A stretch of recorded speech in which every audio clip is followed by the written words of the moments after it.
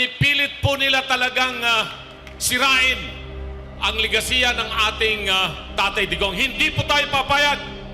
Kaya kami nandito ngayon tumatayo para ipaglaban ang inyong karapatan, ang inyong binigay na sagradong boto kay BP Inday na mahigit 32 million votes nung nakaraang eleksyon. Hindi po tayo papayag na bastusin nila yung 32 million votes. Ipaglalaban natin si BP Inday. At alam po ninyo, kaya nila.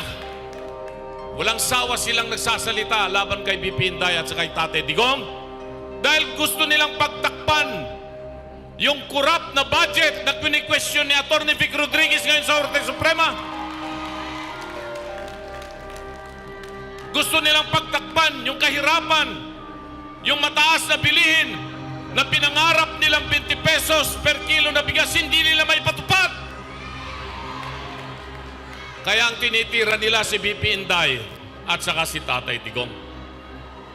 Hindi po tayo papayag sa ganon.